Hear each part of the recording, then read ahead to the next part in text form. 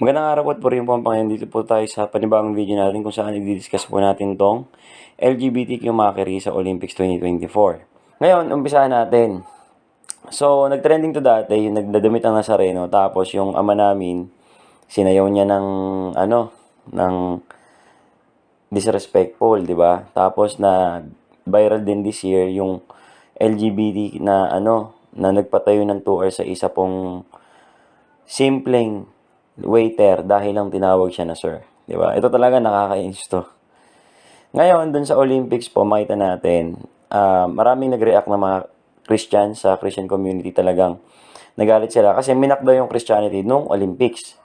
Ngayon, ang alibay or yung reason ng management nung Olympics, hindi daw yan about sa Christianity, ito daw ay patungkol kay Dionysus. Ngayon, itong si Dionysus po ay, yun, pagan god ng Greek mythology. Kung saan, makikita po natin dito, sabi nila siya daw yan, yung may mga prutas-prutas, yung kulay blue. Ngayon, i-check po natin kung may punto yung sinabi nila. Check muna natin, di ba? Baka mamaya wag naman tayong palaging negative. So, dito po, meron pong picture dito si Dionysus na ayan, halos pareho nga naman, may mga prutas-prutas, ganyan po. Tapos jolly rin siya dito, di ba? At so yun, may punto na na Dionysus Feast nga yung gusto nilang i-portray. Kaya lang, tingnan natin yung setup nila. Okay po, kung ano yung ginagaya nila. Ipakita ko po sa inyo yung ibang depiction po ng Dionysus Feast. So, ito po yung mga pictures. I-compare po natin sila. Yan. At kung titingnan po natin dun sa mga comparison, talagang parang ginahin nila yung Last Supper. So, ano yung masasabi ko? Dionysus ba siya or Last Supper? Ang sa akin, I will not take their word for it na Dionysus lang yan. I believe na talagang gusto nilang ipakita si Dionysus.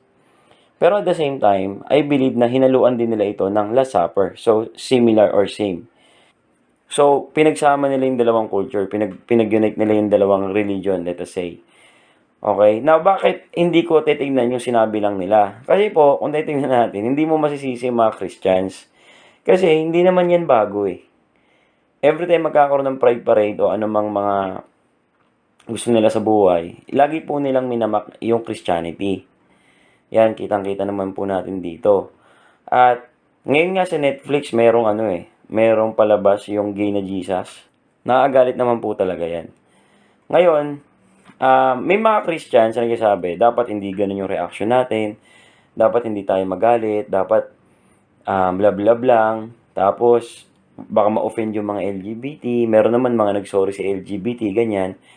Tapos meron naman mali na tawaging demonic, satanic, etc. Para sa akin, hindi po masama yung mga sinasabi nila. Ito po, ang masasabi ko dyan, depende yan sa paano mo sabihin. It doesn't mean na galit ka. Ito po, punta tayo sa Ephesians. Sa Ephesians po sinabi, speak the truth in love. Okay? Hindi hide the truth. Sabihin natin ganito, love doesn't hide the truth. Okay po? Sa love po, hindi mo pwedeng alisin, may ma-offend po talaga. Si Lord Jesus, pumunta siya dito dahil sa pag-ibig. Okay? At dun sa pag-ibig na yon, marami po siyang kinorek, marami siyang inoffend. Si Lord Jesus po ay nagtatama. Si Lord Jesus po ay nagre-rebuke. Even yung mga prophets, yung mga apostles, hindi po ito bagong trend sa Biblia. So yun nga, sabi doon, speak the truth in love. So, hindi mo pwedeng sabihin kagad na mali sila o pag nagsabi sila ng satanic, demonic, wala kagad love doon. Hindi naman. Kasi baka mamaya, galit sila. Okay? Pero mahal nila yung tao, kaya nila sinasabi yun. Kayo man, sa bawat isa sa atin, may times umabot tayo sa punto na nagagalit tayo, not because hindi natin mahal. Nagagalit tayo kasi mahal natin. At sometimes, nakakapagsalita tayo ng mga bagay na totoo. Masakit, pero totoo. Kasi mahal natin yung tao. Amen? At yun nga, kung totoong mahal mo yung tao, hindi mo itatago sa kanya yung mga bagay-bagay. Amen? Kaya ako, hindi ko iniisip lalo na kapag ganyan, yung malalaking bagay, yung talagang life and death. Actually, life and death yan eh. Lahat ng ginagawa natin sa mundo, life and death. Karamihan, sorry, hindi naman lahat. Karamihan ng mga ginagawa natin sa mundo, life and death. Yung pamumuhay lang ng homosexuality, eto hindi, it's not about happiness or loneliness. It's about life and death. If that person die in his sin, saan siya mapupunta? Sa hell. So, hindi na to yung usapan nung nararamdaman ng tao. Ang usapan na dito, mahal ko ba siya? Kung mahal ko siya, kahit masaktan siya, kailangan ko tong sabihin. Amen? At hindi lang tayo dapat nakabase lang din sa pag-ibig natin. Utos to ng Diyos nasabihin yung katotohanan sa tao. Speak the truth in love. Amen? Tapos meron dyan, what if yung mga Christians, holy anger yung nararamdaman nila? Di ba? At sa Biblia, hindi rin bago yan. May mga propeta nagalit sila. Si Jesus mismo, nung nakita niya na de-desecrate yung temple, nagalit siya. Isipin niyo to si Jesus nagalit siya. Bakit? May mga nagtitinda. Masama ba magtinda? Meron pa sinabi sa Bible masama magtinda? Wala. Pero, what if itong mga ito halimbawa, kasalanan, homosexuality, okay? Yun, saktong-sakto na kasalanan na yun. Tapos, pinopromote pa natin. Malamang magagalit talaga yung mga tao. At it's not wrong. It's not wrong. It is justifiable. Bakit? Si Jesus man, nagalit siya, even though yung ginagawa, hindi naman ganun kasama. Mabuti naman magtinda Pero nung ginagawa na ito sa lugar na hindi tama, dun nagalit si Lord. 'Di ba? Kasi nagbabago yung purpose. At kung yung kasalanan mismo ay pinopromote, amen? Hindi lang sa isang tao, dalawang tao, pinopromote nila sa buong mundo, it is not wrong for Christians to be angry. Amen? It is true na yung mundo ay pasama ng pasama. Totoo yan. Pasama ng pasama yung mundo. Pero it doesn't mean wala kang gagawin. Amen po? Halimbawa si Noah. Sinabi na ni Lord, gugunawin niya yung mundo. Pero, inutusan pa rin ni Lord, I believe, inutusan pa rin ni Lord si Noah na mag-preach. Nag-preach pa rin si Noah. Di ba? Ibig sabihin, it doesn't mean na nakatalaga na yung end, meron nang mangyayari. It doesn't mean wala kang gagawin. Instead, si Noah, during that 100 years, nag-preach po siya na nag-preach. So, wag naman nating sabihin na, talagang dadami yan, hayaan mo na. Hindi naman po pwede yun. Kasi as a Christian, merong Word of God. At yung Word of God, dinadala tayo para sabihin yung katotohanan sa mundo. At sa mga taong nakakasalumuhan natin. Amen po. Ngayon sa akin, dun sa mga galit, sa mga nagagalit, make sure na yung galit is not due to pride or is not due to self-righteousness. The best thing is, check natin, nagagalit ba ako kasi mahal ko sila, ayoko silang mapahamak. At nagagalit ba ako kasi mahal ko si God, ayoko na ginaganyan nila si God. Amen? At doon naman sa mga yung mga chill lang, yung mga relax lang. Nagagalit sila, yung iba, hindi ko sinasabing lahat sila, pero may mga pinapagalitan yung ganyan. Ginijudge nyo rin yung mga yun, di ba? Wag nyo, di ba, na mali yung ginagawa nyo, dapat ganito, ganyan. Di nang judge din kayo. Di ba? Ayaw nyo na yung mga Christian na to, i-judge yung mali naman talaga. Tapos yung mga ginagawa naman nila tama, ginajudge mo. Bakit? Kasi ayaw mong ma-offend yung mga tao. Alam nyo si Lord Jesus, nung nagpaparinig siya, lagi niyang pinaparinggan yung mga Pariseo, di ba? One time si Lord, pinaringgan yung mga Pariseo, sabi ng mga apostles. Lord, sabi nila, Lord, na-offend mo yung mga Pharisee. Ano sabi ni Lord sa kanila? Pabayaan mo sila. Sila yung mga bulag na nag-aaki ng kapwa bulag. So, di ba? It's not wrong to be, may offense talaga. We can be a source of offense. Di ba? Pwede tayong ma-offend. Now, ang tanong is, kunwari, kung tayo ma-offend ba tayo kasi mali yung paniniwala natin o mali yung pananaw natin kaya tayo na-offend? O kaya, tayo nang o-offend. Kung tayo naka-offend, tama ba yung reason bakit natin na-offend yung tao? Halimbawa, na-offend ko yung tao, Christian ako, na-offend ko yung tao kasi sinabi ko yung totoo. Nasaktan siya kasi yung kasalanan niya, sinabi ko at itigil niya na. Ganun yung ginawa ko. Naging offense ba ako? Yes. Pero, am I being a bad offense? No, kasi I speak the truth sa tao na yun at may pag-ibig ako nung sinabi ko yun. What if naman, na-offend siya sa akin kasi nakitaan niya ako, masama akong ginagawa. O, na-offend siya sa akin. At yung offense na yun, masama yun in my part. Bakit? Kasi naging cause ako ng kasalanan, naging cause ako ng offense. May good offense, may bad offense. Si Jesus nakaka-offend siya, pero good offense. Okay? May times, may mga Christians, okay? Nakaka-offend tayo, pero bad offense, 'di ba? At may times pwede rin tayo maging katulad ni Lord that we can be offensive. for some people. Pero yun talaga eh. Truth hurts. Amen? Especially kapag yung tao sobrang intoxicated na dun sa line na isinasa buhay niya. So, sa akin, yun, kung galit ka, sinasabihan mo sila, just make sure, hindi yan cause ng self-righteousness, ng pride. Instead, dapat yung galit mo, dahil sa love mo kay Lord, tapos love mo sa tao. At ikaw naman na gusto mo chill lang, ayaw mong mapagalitan yung mga LGBT, then, wag mo namang hatulang kagad yung mga nagsasalita. Why? Kasi baka mamaya si Lord yung gumagalaw dyan. Di ba? Holy anger is not wrong. Hindi masama magalit. Alam mo yung problema ngayong panahon natin? Yung mali, ginagawang tama. Yung tama, ginagawang mali. Yung kasalanan, hindi ginagawang kasalanan.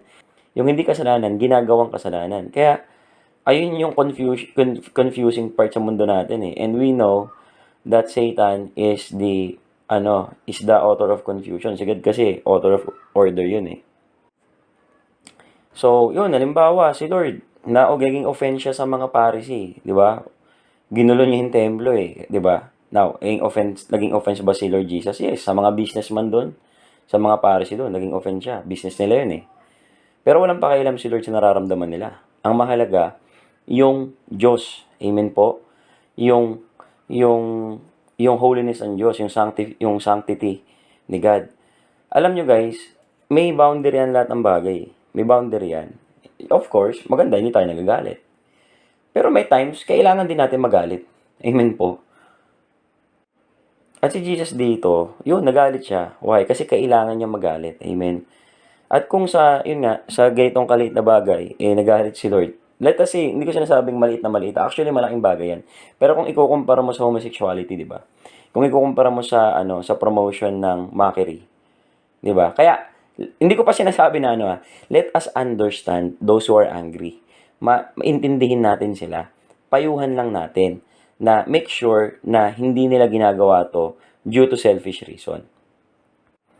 Ngayon, yung mga nagde-defend sa gospel, 'di ba, sa Panginoon, nagsasalita sila demonic 'yan, satanic 'yan, sa impyerno 'yan, etc. Tama ba 'yon? Tama po 'yun. 'Di ba? Bakit? Pag sinabi mong demonic, ang synonym po ng demonic is satanic. Satan in the Hebrew word means enemy of God. Ito yung ginagawa ba nila? Will of God ba yan? Alalahanin natin si Pedro. Si Pedro po, kinorek ni Lord yan. Bakit? Kasi sinabi ni Lord, pupunta ako sa Jerusalem, mamamatay ako, papatay nila ako. Ano sabi ni Pedro? Nag-care lang si Pedro Lord, wag na tayong tumuloy. Kasi hindi yan karapat dapat sa'yo. Kung titingnan nyo si Pedro dito, maganda nga yung sinabi niya, maganda nga yung care niya kay Jesus, di ba? Maganda nga yung care niya kay Lord. Kaya lang, sinabi ni Lord, satanas siya. Nag-care na nga yung tao, satanas pa siya. Ayun yung dapat nating iwasan. Baka mamaya, sobrang soft mo. Nagiging kaaway ka na ni Kristo. Si Pedro dito, sobrang soft niya. 'Di ba? Na naging kaaway na siya ng Diyos, naging satanas na siya. Meron kasing dalawang interpretation diyan. Sinaniban daw ni Satan si Pedro, 'di ba? Meron naman, ito yung mas pinapaniwalaan ko. Naging kaaway talaga ng Diyos si Pedro. Bakit? Ano sinabi ni Jesus? Hindi naman kinasot ni Jesus si Satan eh. 'Di ba? Ibig sabihin si Pedro 'yun. Ngayon, ano sabi niya kay Pedro? Yung iniisip mo kasi hindi na isip ng Diyos, isip na ng tao. And a lot of Christians today, ang pakialam nila, yung isip ng tao, ang pakialam nila, yung mind ng tao, wala silang pakialam sa mind ng Diyos. Amen po? That's the disgusting part. That is the disgusting part. Amen? Maraming Christian ngayon, feeling nila, kay Lord ako kasi soft ako kasi ko lablab lang, hindi ako nang gagawin, hindi ako nang judge. What if yung tao kailangan mo na sabihan? 'Di ba? What if yung tao kailangan mo nang ituwid? Amen. Si Pablo nga sa 1 Corinthians 5 may gumagawa ng kasamaan, 'di ba? Anong ginawa ni Pablo? Wala ako diyan pero hinahatulan ko yung tao na 'yan. Alisin niyo yung masamang tao sa inyong kongregasyon, which is right. Amen. Paul is very disappointed sa mga Corinthians. Alam niyo kung bakit? Sabi ni Paul doon, hindi man lang kayo nahihiya na kasama niyo yung tao niyan, tinotolerate niyo yung tao na yan. Di ba? At nandito tayo sa panahon ng mga Christians na sobra tayong di ba? Sobra tayong malambot. We are so loving that we are ready to love the devil. Di ba? Tingnan niyo si Pedro. Maliit na bagay, naging kaaway siya ng Diyos. Paano pa kaya malaking bagay na to? Di ba? So, pag sinabi nila, demonic yun. Ibig sabihin, satanic. Pag sinabi satanic, it is a work ng kaaway ng Diyos. Hindi ito sa Diyos. Hindi ito will ng Diyos. Yan, yung mga pride pa rin. Sa tingin nyo sa Diyos yan? Hindi. It is demonic yan. It is satanic yan. Hindi yan galaw ng Diyos eh. Di ba? Now, kung sasabihin natin na, halimbawa lang, sinabi mo dun sa mga nag-aano na, pag ginawa nyo yun, mapupunta kayo sa hell. Is it wrong? No. Di ba? Hindi naman natin sinasabi sa hell ka na. Hindi ko natin sinasabi yun. If you will not repent, if you continue. Yung problema natin ngayon, we are afraid to call spade a spade. Di ba? Parang yung di ba? Yung mga tao, pag gusto, kahit lalaki siya, pag gusto niya na siya, pag gusto niya na they siya, dapat ayun yung itawag mo sa kanya. That is confusion. Di ba po? Merong mga tao na transhuman yung tawag sa kanila. Sa tingin nila aso sila. 'Di ba? So dapat tanggapin mo na aso sila. Parang ganoon, 'di ba? Hindi naman po ganoon yung gospel. We should call evil evil. We should call good good. Amen. So halimbawa lang 'to. 'Di ba? O hindi naman natin sinasabi na na sa impyerno ka na. Hindi, sinasabi natin kung hindi ka magsisisi, mapupunta ka sa impyerno. Kaya magsisi ka, manumbalik ka sa Panginoon. Ayun yung sinasabi natin. Amen? And the problem kasi, tinitwist to nung mga nung mga cotton Christian. Di ba? Guys, we are lambs of God. We are sheep of God. Okay? Sabi natin, we are lambs, we are sheep. Di ba? We are sheep of God. Pero, always remember, may Bible verses din na sinabi, warrior din tayo, soldier din tayo ni Christ. So, let us act like a soldier, di ba? Bumangon tayo na bilang soldier. Let us raise the banner of the Lord. Di ba nga isang pangalan ni Lord is, the Lord is my banner, di ba? O, edi the Lord is my banner, pinagmamalaki mo siya, itinataas mo siya. Amen. Yung banner yung pagkakakilanlan. Amen po. So, for me na mga nagsasabi na satanic to, demonic to, that's not wrong. That's the way it is. Di ba? Alam nga naman sabihin mo, di ba? Kapatid, baka ma-open sila. Hindi ma-open sila. The gospel is offensive. Mga kapatid, the gospel is offensive. Amen? If you make a gospel that will not offend someone, then that's not a gospel. Bakit? Jesus came to the world because the world is evil. Masama yung mundo, kaya siya dumating. At yung gospel is to reveal, to expose what is evil. Amen? Ipakita yung masama sa mundo. At may mga tao dyan, ma-offend because ayaw nila magbago. Amen? Ayaw nila malantad yung kanilang mga ginagawa. Tapos, anong gusto mong itawag natin doon? Ayaw nyo ng demonic, angelic, godly? Tayo ba gusto itawag natin? Di ba bagsak tayo sa Isaiah 5:20? Kawawa naman tayo na tinatawag na ang masama ay mabuti at ang mabuti ay masama. Amen? Kung wala ka namang sasabihin, guys, it doesn't mean na okay ka na sa Diyos. Diba? Sa Ezekiel chapter 3, kung hindi mo sasabihin sa masama na siya ay mamamatay sa kanyang kasalanan. Amen? Pag yan namatay, ang dugo niya ay nasa iyong mga kamay. So, ako po yung mga tao na nagsasabi na demonic, satanic yan. Mali yung ginagawa nila, nire-rebuke nila yan.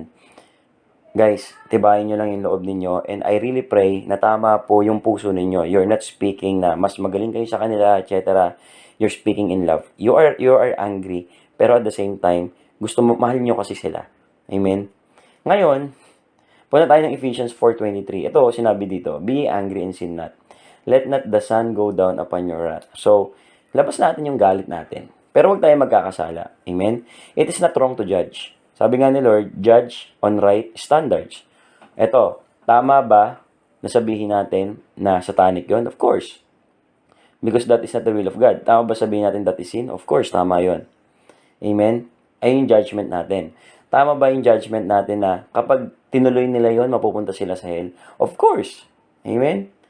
Pero huwag tayo magkasala. Huwag na tayo yung kung ano-ano pa sasabihin natin.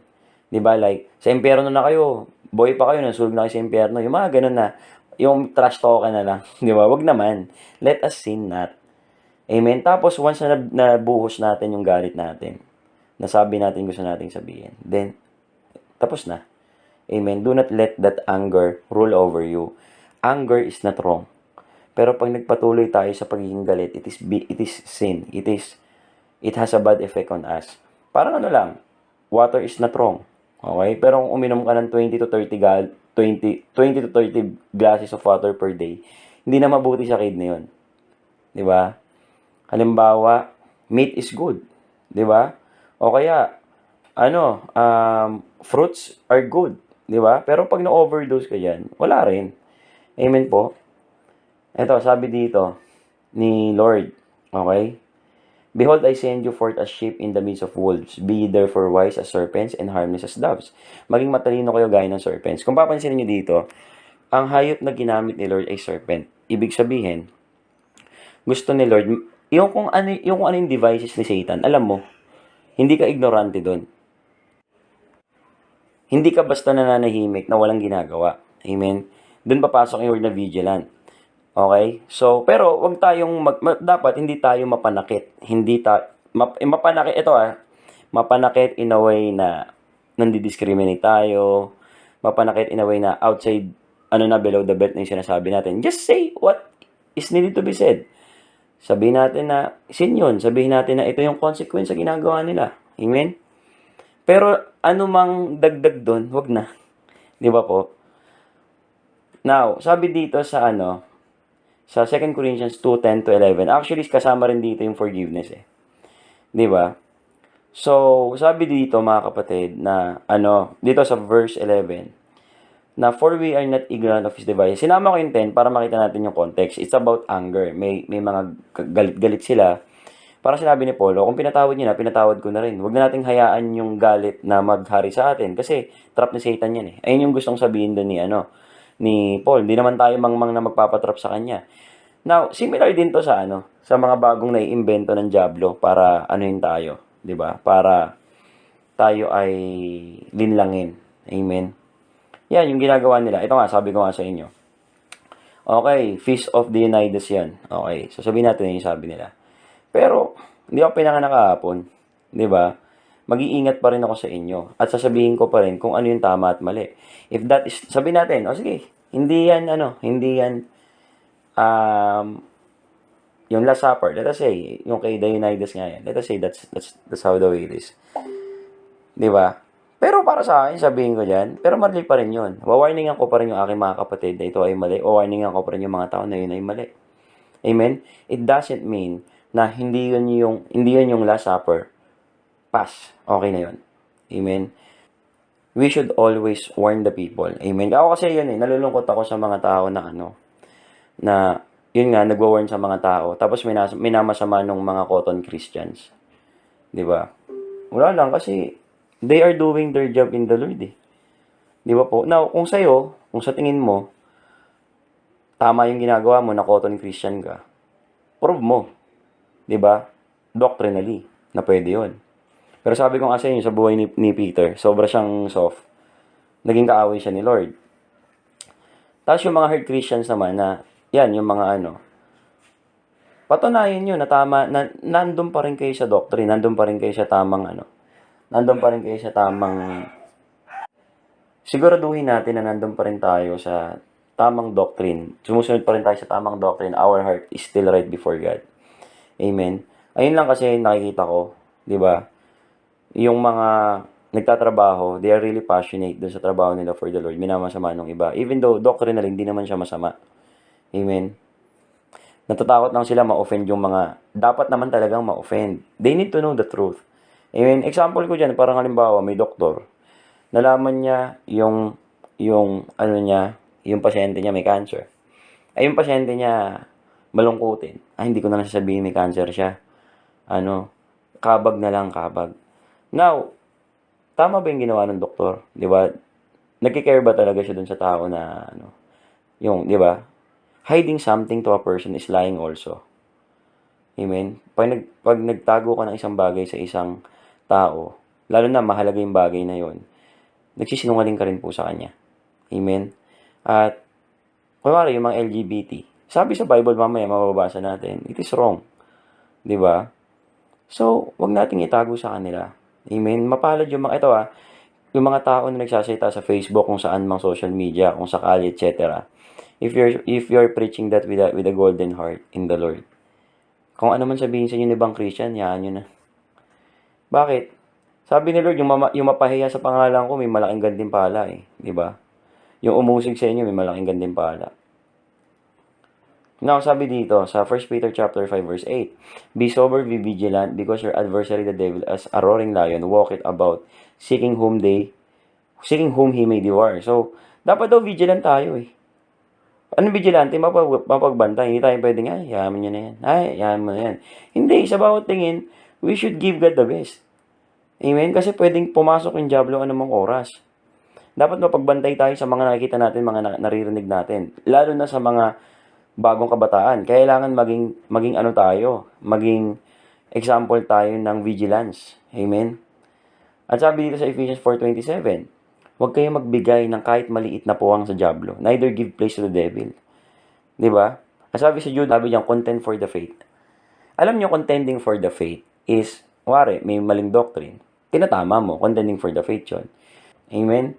Kaya ako, ano yan, is either you defend the word, either you defend the Lord, etc. May pabuya kay Lord dyan. Alam ni Lord yan. Amen? Kaya yung mga yung grabe yung galit kasi mahal nila si Lord eh. Di ba? Anong magagawa mo dun? Kung yung magulang mo, bastusin ng kapitbahay mo, di ba? Pag di ka nagalit, ewan ko na lang. Di ba? At ganoon din naman, kasi yun eh, puro tayo intindi sa LGBT community. Intindihin natin yung mga kapatid din natin na ganun yung bugso ng damdamin nila. Hindi natin alam yung pinagdaanan nila. Hindi natin alam. Baka mamaya, grabing ginawang milagro ng Diyos dyan eh. Baka mamaya, nagpakita yung si Lord dyan eh. Di ba? O. Baka mamaya, may propeta pa dyan.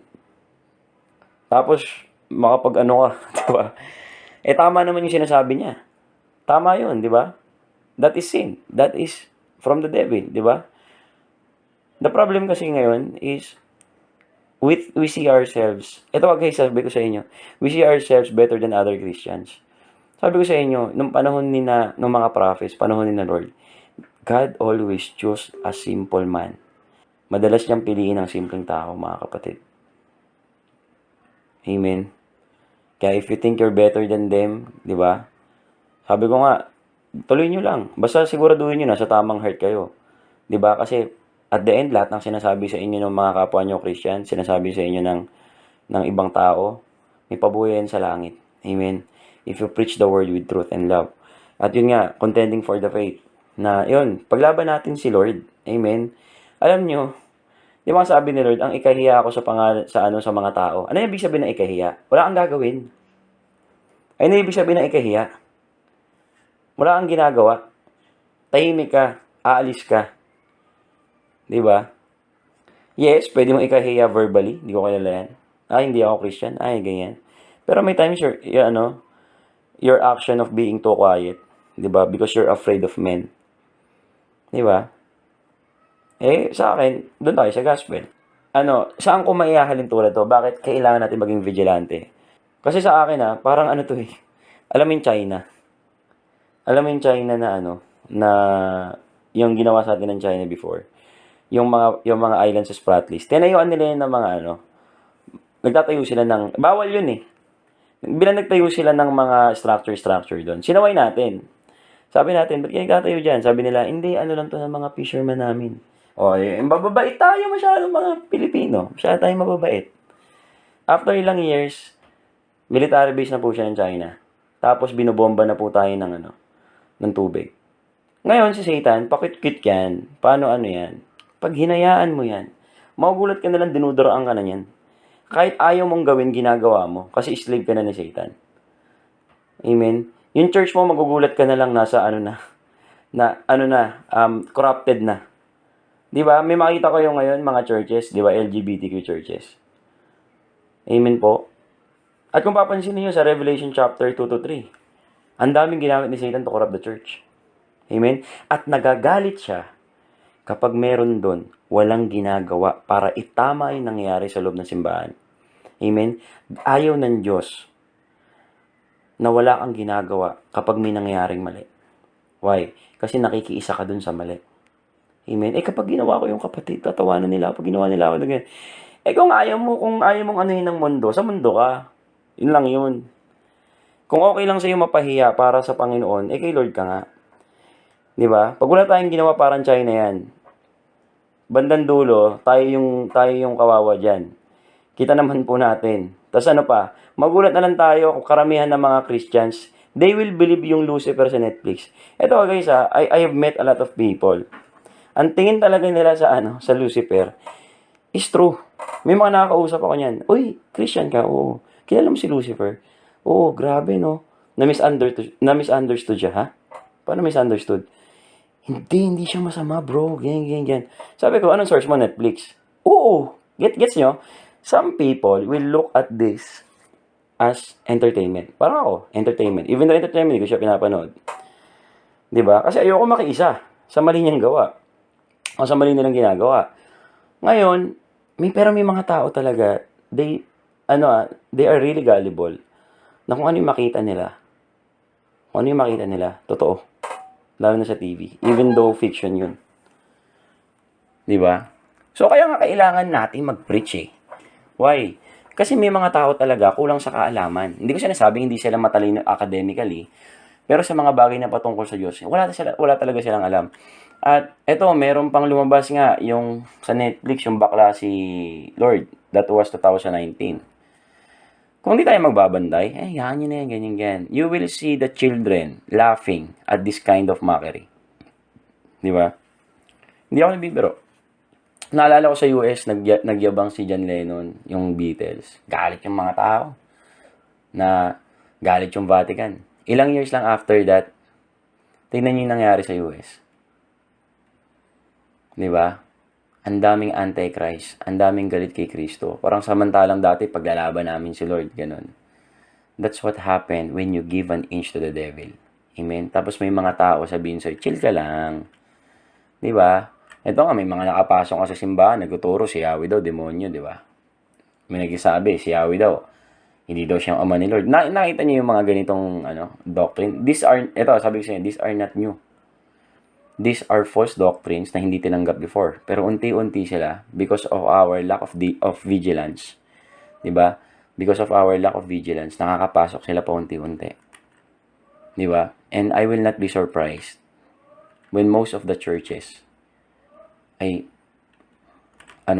corrupted na.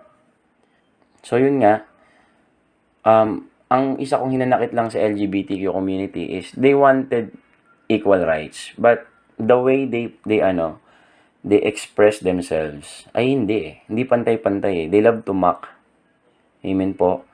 Mahilig sila mambastos, mambaboy ng pananampalatayang Kristiyano. Ngayon, bakit laging si Kristo lang?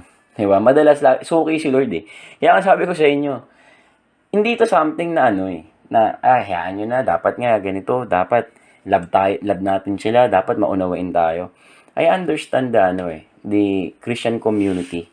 Bakit ganito? Bakit? Kasi lagi nilang si Lord. Laging si Jesus. Amen. Yes, He is God. Diba? He is the Lord. Pero malay nyo, kaya siya tahimik, wala siyang ginagawa. Tinetesting niya tayo kung paglalaban natin siya. Diba? Kung ipipreach mo yung gospel, kung magsasalita ka sa harapan ng mga maraming masamang tao. Diba? Kung hindi ka mahihiya na sabihin yung totoo. What if these are tests? Diba? And you are not sensitive enough para ma-discern yun. Ngayon, yung isa pang topic ko ngayon is something more on spiritual. Marami hindi maiintindihan, hindi ito maunawaan, pero okay lang. So, punta tayo ng Ephesians 6:12. Okay, dun tayo papasok sa LGBTQ community. Sabi ito, for we wrestle not against flesh and blood, but against principalities, against powers, against the rulers of darkness of this world, against spiritual wickedness in high places.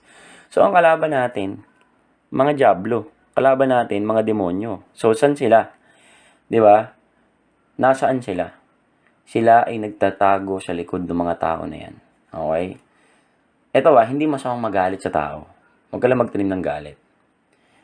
Diba? Hindi masama yun, lalo na kung talagang kailangan mo magalit. Diba? Pero huwag tayo magtanim ng puot sa tao. Yun. At huwag tayo mag-condemn ng tao. Amen? Sabi ko nga, it's not wrong to judge.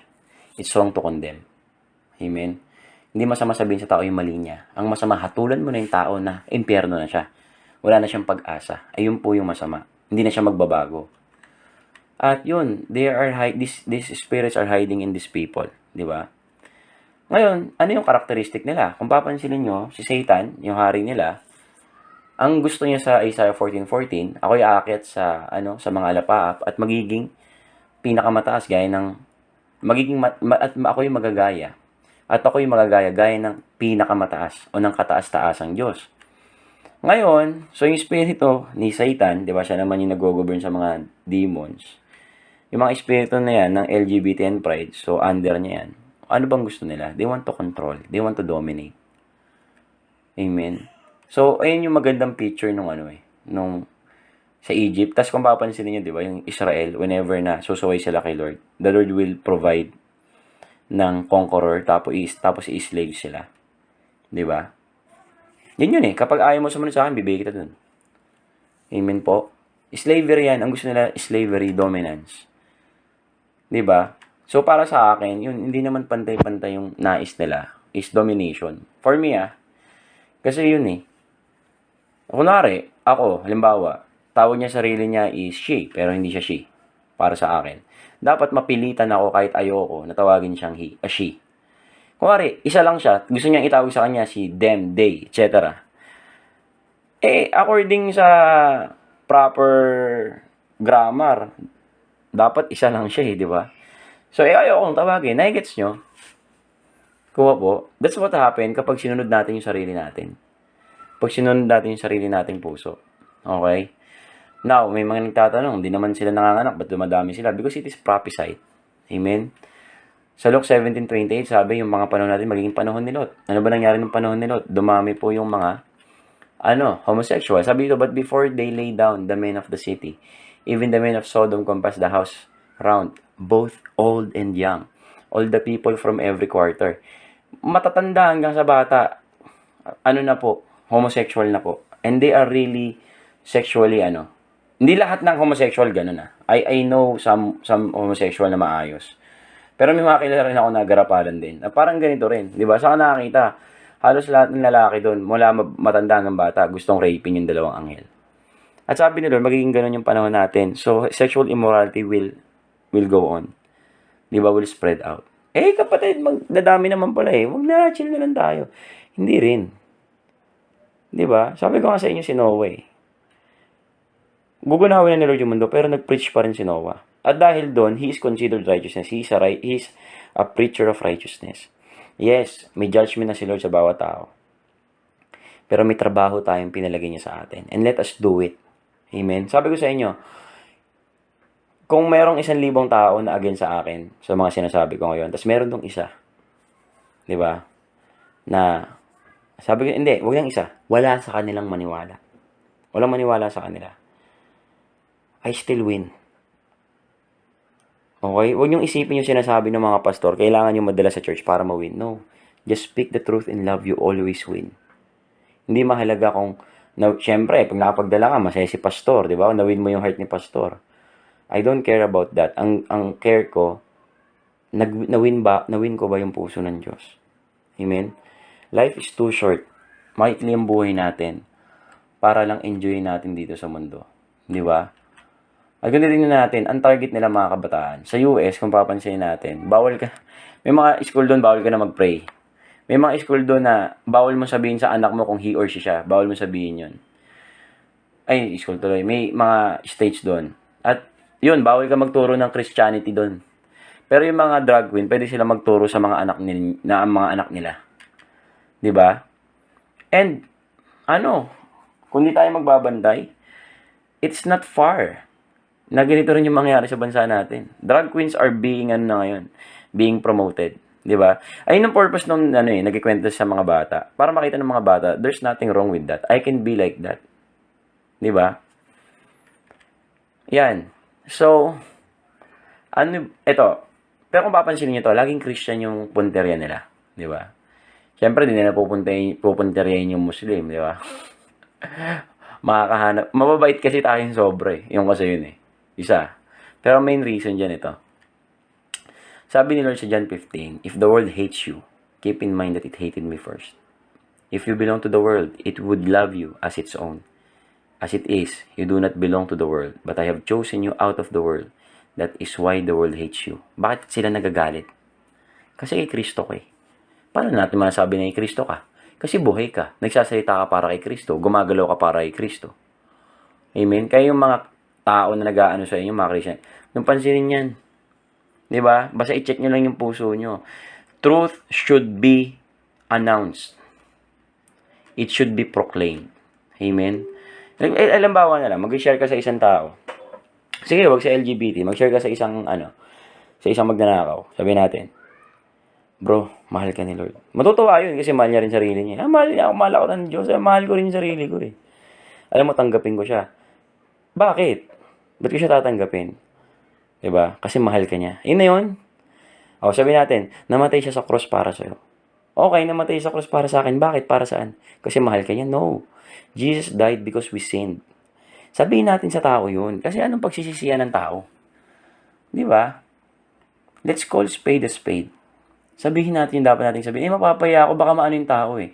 Ako, eto meron akong patotoo sa inyo. May mga umiinom. Tapos nakalagpas na ako. Bilang sinabihan ako ni Lord, sharean mo yung mga yun. Sinaran ko. Ay, hindi pa pala. Nakipagbuno pa ako kay Lord. Sabi ko, Lord, wag kasi, may last trip ng bus. Pauwi na ako nun. Nagmi-mission kasi ako sa isang lugar. Pauwi na. Ito lang sabi sa akin ni Lord, sharean mo. Hindi, bumalik ako. Nung sinaran ko, may boss sila doon, puro totoo. Pwede po ba ako mag-share sa inyo? Sabi niya, sige, mag-share ka. Ano bang pabahagi mo sa amin? Mga lasing na sila eh. Di ba ako, parang, kung mas matalino ako kay Lord, di ba? Lord, di pwede, lasing na yan, next time na. Ano ka ba naman, ganun? Nagiinuman eh. Nag-share ako doon. Nung nag-share ako doon, ano maganda nangyari? Hindi pa ako nag-uumpisa. Sabi niya sa akin, ano bang i-share mo? Biblia po. O sige, share mo yan. Hindi pa ako nag-i-start. Binara niya na kagad ako. Sino ba nagsulat niyan? Sabi ko, tao po. Tao naman pala eh. Bakit natin yan? Sabi, yung mga kainuman yan, galing mo talaga, boss. Masahe siya, minasahe siya, ganyan, no, di ba? Tinanong ko ngayon siya, praise God, binigyan niya ako ng wisdom. Kuya, nagbabasa kang dyaryo? Oo naman, naniniwala ko doon. Siyempre, balita yun eh. Siya nagsulat nun. Natahimik siya. Tapos sabi ko, bakit yung dyaryo na kinabukasan, lulukutin nyo, kinabukasan, itatapon ninyo, susunugin ninyo. Pinapaniwalaan nyo, tao rin naman yung nagsulat. Diba? Tapos makasalanan yung mga nagsulat yan. Itong mga banal na nagsulat ito, ang dami nang gustong sumunog nito, hindi pa rin sunog. Kasi gusto ng Diyos mabasa mo to. Tapos, napahiya siya. Galit siya. Sabi niya, sa aming mga Katoliko, banal yan. Tapos sabihin mo, susunugin mo. So doon, inanon niya na ako. Inistroman niya na ako. Ngayon, instead na ipagtanggol ko yung ko, pwede naman, di ba, sakyan ko na lang siya. Yung hindi siya ma-offend. Pero sinabi ko yung yung sa tingin ko yung tama. Sabi ko, akala ko po ba, tao lang nagsulat nito. Kanina, hindi to banal. Ngayon, banal na po sa inyo. Tumayo na, bubugbugin na ako. Buti umawat yung mga manginginom. Sabi nila, alis ka na. Mainit na, ganun. Ano mo sabi kong ganun Hindi ako kinakabahan akong bumalik doon. Kasi syempre, baka abangan ka, ganun. Tapos di naman ako taga doon eh. Layo-layo ko pa, nagbubus pa ako, di ba? So, may takot talaga ako. Hindi naman ako nagsisinungaling doon. Hindi naman ako nagpapanggap. Pero bumalik pa rin ako kahit may takot ako. Sa nangyari, after 3 weeks, nagulat ako biglang umattend. Hindi niya nagustuhan yung sinabi ko. Na-offend siya sa sinabi ko. Pero yung pala, yung Diyos, kumikilo sa kanya. Kaya sabi ko sa inyo, it's not about, are you offensive? Hindi tayo magde-decide nun. Just speak the truth in love. Amen? Bakit hindi tayo kinakamuyan ng mundo? Because we are telling what the world wants to hear. Sinasabi natin yung gustong marinig ng mundo. Pero kung kay Lord ka, hindi. Sasabihin mo yung dapat sabihin. O maka-open ka. O sinapa ka. Okay lang. Kung sumpahin ka, okay lang. Para kay Kristo naman lahat yun eh. Kung umattend siya, after niya ma-offend, tinanggap niya yung word of God, praise the Lord, di ba? Kung laiting ka, hindi ka tanggapin, praise the Lord pa rin. Ang problema kasi masyado tayong takot sa mga sasabihin ng mga tao sa atin. Ang pakialam natin, sasabihin ng ibang tao, hindi yung sasabihin ng Diyos. At ito si Lord, bakit daw galit sa kanya yung mundo? Alam bakit? Kasi pinapatotoo ni Lord, masama ang kanilang mga gawa. Kasi masama ang kanilang mga gawa. Amen? So, yung Lord natin na sinusundan natin, sinasabi yung masama. Yung mga apostol, ganun din yung ginawa. Yung mga propeta, ganun din yung ginawa. Tapos tayo bawal. Amen? What kind of Christianity do we have now? Anong klaseng Christianity meron tayo ngayon? Di ba? Nakikipaglaro lang tayo sa Diyos. Di ba? We want to have a good life here. Pero hindi yung motivation sa atin ni Lord. Leave everything for me and you will have everything. Pero kapag chinus mo yung mga bagay na pero kapag pinili mo yung mga bagay na hindi naman dapat piliin sa mundo. Pero pag pinili mo yung mga bagay na hindi naman dapat piliin sa mundo, you will lose everything. Amen? Kaya ako okay lang kamuhian ako. Magalit kayo sa akin.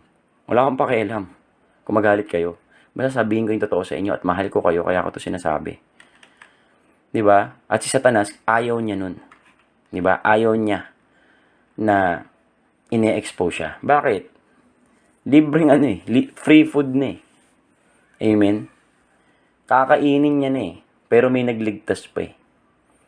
Amen po. At ito, ano ba sabi ng Romans patungkol sa LGBT?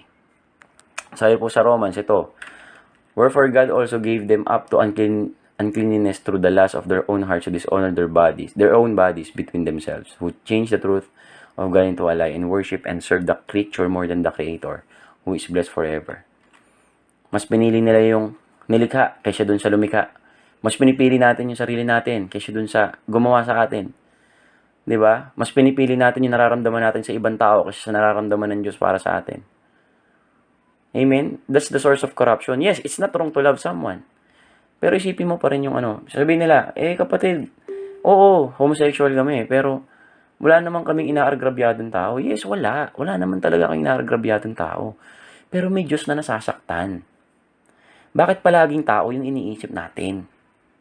Para si tao, para sa tao, para sa tao. Paano yung Diyos?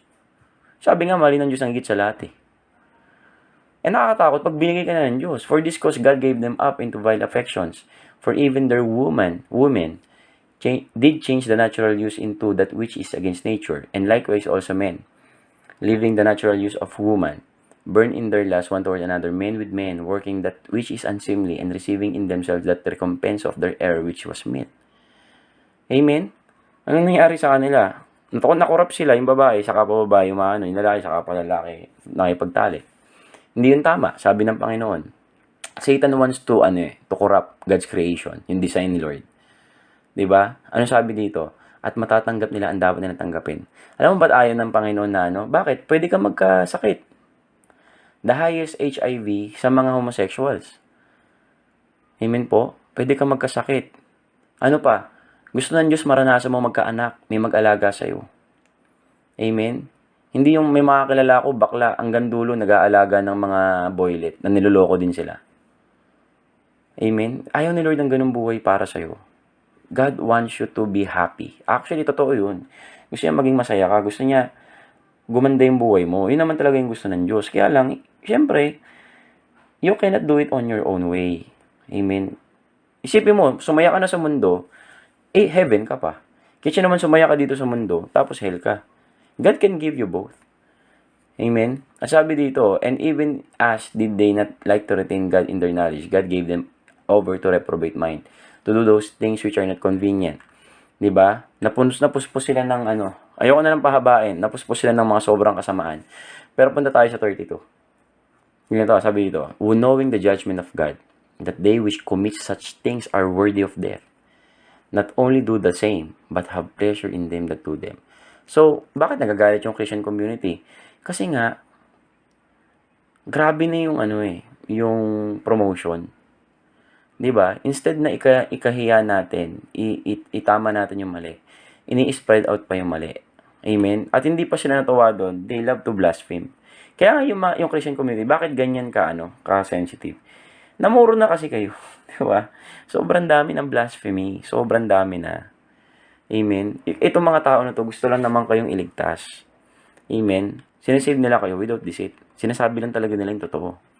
1 Corinthians 6:9-10. Sabi dyan, know ye not that the unrighteous shall not inherit the kingdom of God. Be not deceived. Neither fornicators, nor idolaters, nor adulterers, nor effeminate, nor abusers of themselves with mankind, nor thieves, nor covetous, or covetous, nor drunkards, nor revilers, nor extortioners shall inherit the kingdom of God. Oh, yung mga gumagawa nito, effeminacy, effeminate, homosexuality, hindi ito makakapasok sa kaharian ng Diyos. Amen? At ano ba yung gusto ng Diyos? Makapasok tayo. Amen?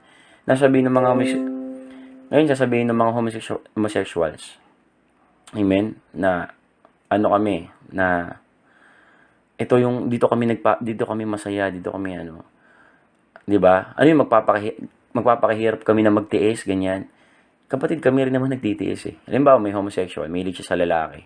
Ako naman lalaki, mahilig ako sa babae. What's the difference on us? Pareho kaming lalaki. Iba lang yung hilig namin. Gets nyo? Homosexuality is not a gender. It is a lust. Amen po. At kung ako may tinitiis, lahat naman ng mga matituwid na lalaki, straight, nagtitiis din naman eh. Magtiis din tayo. At forever naman yung bibigay sa atin ng Diyos, panghabang panahon. At sabi dito, Matthew chapter 24:13, sabi dito, ang manatiling tapat hanggang wakas ay ang siyang maliligtas. Amen po. So, I encourage those na tumatayo para sa katotohanan. 'Di ba? Na hinusgahan kayo dahil sa pagsabi niyo ng totoo. Praise God. Praise God po sa buhay ninyo. Basta po, maayos ang puso ninyo, mahal niyo yung mga tao, kaya yung sinabi, at gusto niyo lang talaga, at mahal niyo lang talaga si Lord, kaya kayo bumuga ng ganyan. Sa Jude chapter 1 verse 3, sabi nga ni Jude dito ang gusto kong isulat sa inyo, salvation. Ang gusto kong isulat sa inyo dito, encouragement. Pero parang mas dapat na isulat ko sa inyo ang makipaglaban tayo sa pananampalataya. Nakita niyo yung attitude ni Jude dito. Gusto ko happy-happy lang tayo, gusto ko ganyan. Pero hindi, may malaking laban. Amen? At kailangan na lumaban tayo, mga kapatid. At kung yung iba, magdi-disagree sa akin, no problem. Di ba? I don't care. I will follow the word of the Lord. Amen? Kung sasabihin mo sa akin, will I think about the feelings of men in some sort, sa ibang bagay? Pero pag ganitong mga kasalanan, hindi. Mas mahalaga na ang buhay kaysa emosyon. Mga kapatid. Amen po. At sa mga homosexuals po na baka nakikinig ngayon, I'm just telling the truth. Amen. Kita naman po natin sa Bible na kinondem po yung ganong klase ng lifestyle. And what I believe in the Lord is, sabi niya, alam ko marami kayong gusto, pagod kayo sa buhay, gusto niyo sumaya. Pero sabi ng Panginoon dito, come to me, all you who are weary and burdened, and I will give you rest. Bibigyan ka doon ng kapahingahan ng Panginoon. Yes, now nakikita mo yung sarili mo na ang kapahingahan mo ay party, ganyan, mga sex, etc. kung ganyan. Pero sabihin ko sa'yo, iba yung ibibigay ng Panginoon. Yes, magtitiis tayo sa mundo, pero I know na mayroong magandang ibibigay si Lord. Nasaktan man kita ngayon, kapatid, mahal kita. Kaya ako yung sinabi. Ayoko tong itago sa'yo gaya ng iba na tinatago to sa'yo. Sinasabi ko to sa'yo kasi mahal kita at ayaw kita mapahamak. At yun po, actually, bala ko dito 20 minutes lang. Nagulat ako 55 minutes na pala. So, praise God. Continue to spread the gospel. Continue to call spade a spade. Continue to speak what is right. Amen. Basta bantayan lang po yung puso natin. At dun sa mga pumipigil sa mga tao na nagsasabi ng tama, magkikita na lang po tayo sa finals, yun po. At sa mga sa mga homosexuals, sana yung mga nakakapakinig, kaya kang baguhin ng Diyos, yun talaga yun. Walang imposible sa Kanya. Magtiwala ka lang, and He will give you a better life, mga kapatid. You know, alam mo, maraming mga may boyfriend na, may girlfriend na, may mga karelasyon na mga homosexuals. Hindi rin sila masaya. Puno rin sila ng depression. Puno rin sila ng anxiety. Why? Kasi hindi mo makukuha yung totoong peace sa mundo. Only Jesus Christ can give you peace. At salamat po sa bawat isa. Salamat po. At I hope po na ma-encourage po kayo sa sinabi ko ngayon. At God bless po. Purihin ang Panginoon.